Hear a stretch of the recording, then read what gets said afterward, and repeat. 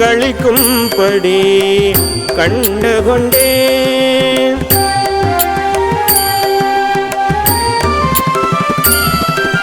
கண் கழிக்கும்படி கண்டு கொண்டேன்.